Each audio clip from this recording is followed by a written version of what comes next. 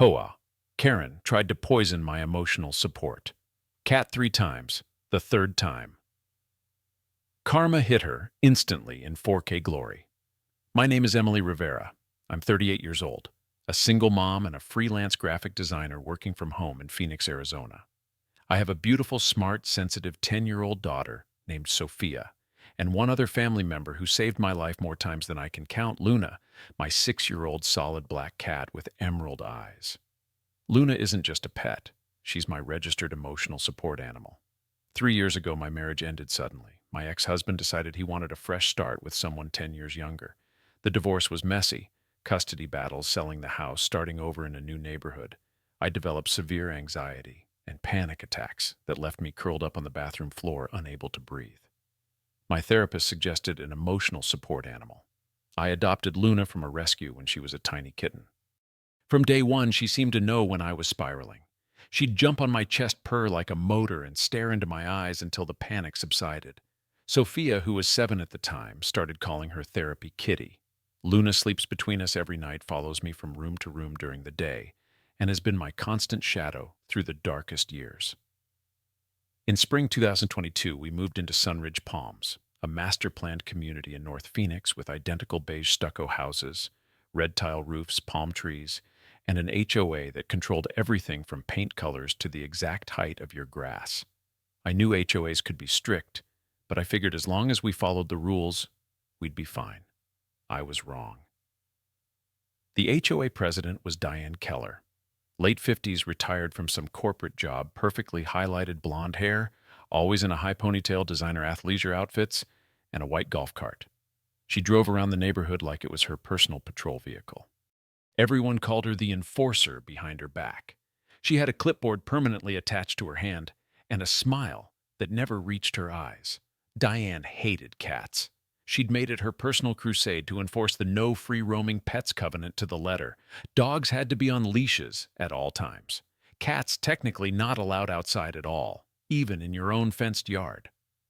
This was despite Arizona state law explicitly overriding HOAs when it comes to reasonable accommodations for emotional support animals. I kept Luna strictly indoors 99% of the time. But we have a fully enclosed 6-foot block wall backyard with no gaps, and I'd let her out on a long harness for 15-20 minutes a day to get fresh air, chase lizards, and lie in the sun.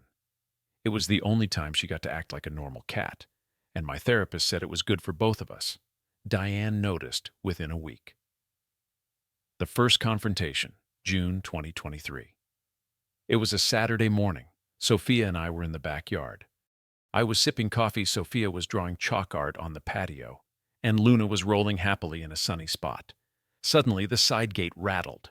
Diane appeared, clipboard in hand, wearing white tennis skirt and visor, even though it was 105 degrees. "Excuse me, Mrs. Rivera," she called out sharply. I walked over. "It's Ms. Rivera, actually. Can I help you?" She pointed at Luna. "Cats are not permitted outside. This is a violation of Section 4.2 of the CCNRs. Consider this your verbal warning. Next occurrence will result in a $100 fine." I stayed calm. Luna is a registered emotional support animal. I have documentation from my doctor. Arizona law protects reasonable accommodations, including supervised outdoor time in an enclosed yard. Diane's lips pursed. "We'll see about that. The board will review any so-called documentation you submit. In the meantime, keep that animal inside." She took several photos of Luna with her phone, then turned on her heel and left. That night, I emailed the entire HOA board my ESA letter, doctor's note, and a polite explanation of state law. I thought that would be the end of it. It was only the beginning. The fines begin July 2023. 2 weeks later, a certified letter, $150 fine for unauthorized outdoor pet activity with a grainy photo taken from the street of Luna's tail visible over the wall. I appealed. The board, heavily influenced by Diane, upheld the fine. Then another $200 fine for excessive holiday decorations when I had exactly 3 small solar lanterns. Then $75 for trash cans left out 20 minutes past 8 a.m. It felt personal. Neighbors started avoiding eye contact. One mom at Sophia's bus stop whispered Diane's on a warpath about cats. "Just keep yours inside." Sophia overheard and started crying. "Is Luna going to get us in trouble, Mommy?" I hugged her. "No, baby. Luna is family. we're not doing anything wrong. The first signs of poison, August 2023, Luna started acting strange. She'd always been a voracious eater, but suddenly she was lethargic, hiding under the bed, vomiting clear foam. Emergency vet visit, $800. Blood work showed elevated kidney values, but nothing definitive. Vet said it could be stress or something she ate. Then one morning I found vomit with strange, bright blue-green chunks in it. Vet tested ethylene glycol, antifreeze poisoning. Sweet tasting, deadly to cats in tiny amounts. Someone had deliberately thrown poison bait into my yard. I was shaking as I paid the $200 bill for IV fluids and supportive care. Luna spent 3 days at the clinic. I installed 2 Blink outdoor cameras covering every angle of the backyard the day she came home. The first attempt caught on camera September 15, 2023. 3 weeks later, 14 a.m. My phone buzzed with a motion alert. I opened the app, heart pounding. Clear as day, Diane Keller in dark sweatpants and a black hoodie, looking both ways, then tossing a small plastic bag over the wall near Luna's favorite sunny spot. Luna approached, sniffed, but thankfully didn't eat it. I banged on the window and she ran inside. I called the non-emergency police line immediately. An officer came, watched the footage, took a report for attempted animal cruelty. But because Luna hadn't ingested anything this time, it was classified as a misdemeanor, and they needed stronger evidence. I sent the video and police report to the entire HOA board via certified mail, along with a cease and desist letter drafted by a lawyer friend. Diane's response letter arrived 3 days later. The video was poor quality and inconclusive. The person could be anyone, and furthermore, I was in violation for installing cameras visible from common areas. She fined me another $250. The Smear Campaign, October 2023. Diane created a private Facebook group called Sunridge Palms Safety Watch and added every homeowner. First post, a long rant about irresponsible pet owners introducing predators and disease vectors into our community with a blurry photo of Luna on the patio. Comments poured in agreeing with her. Someone anonymously posted my address. Sophia came home from school crying because kids were calling Luna a dangerous animal. I reported the group to Facebook. It stayed up.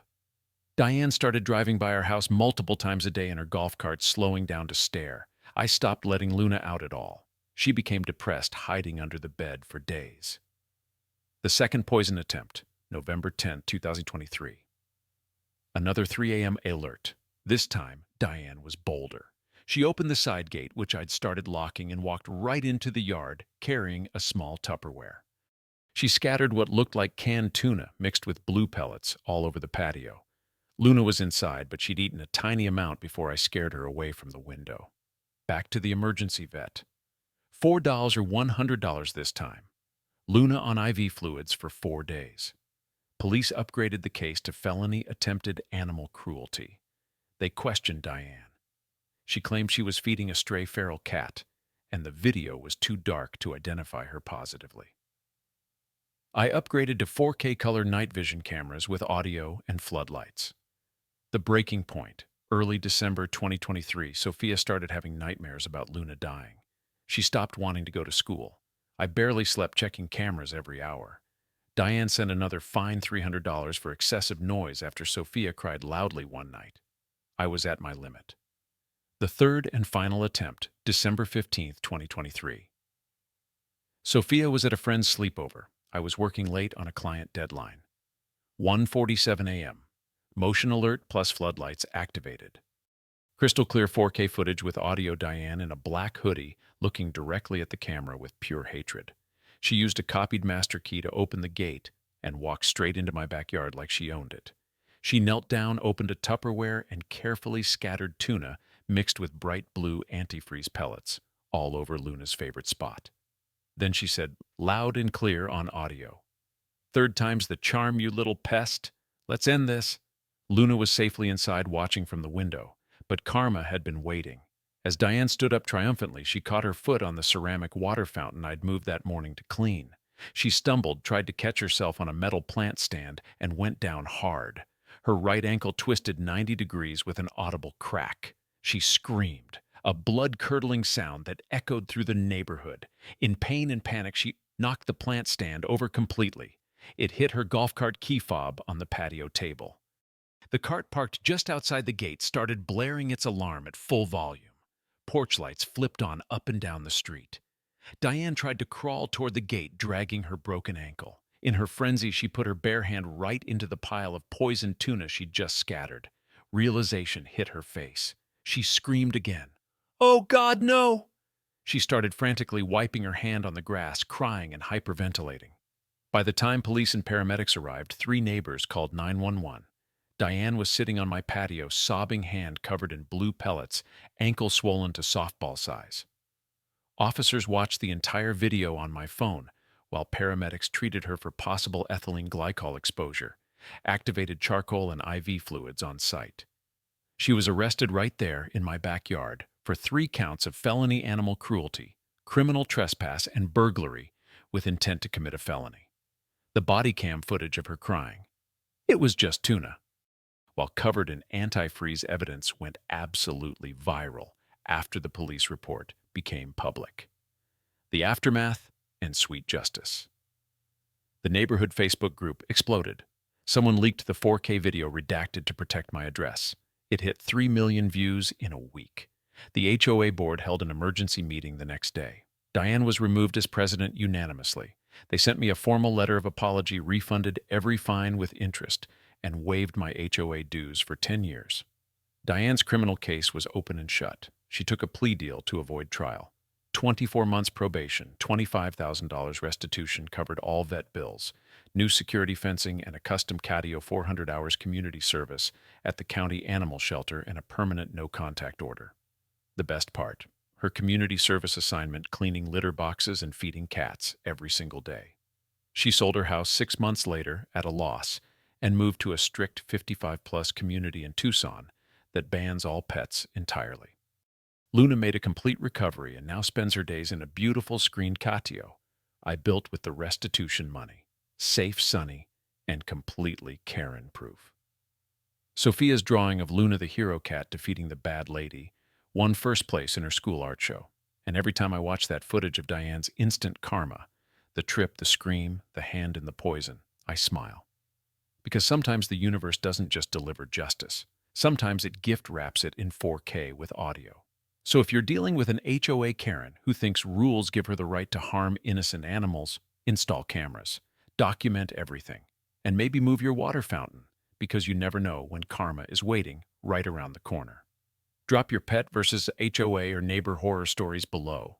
The wildest one gets a shout out in the next video. And if this story made you cheer for Luna, smash that like button and subscribe. Next week, we're covering the Tesla revenge that cost an HOA Karen $70,000. Keep your fur babies safe and keep those cameras rolling.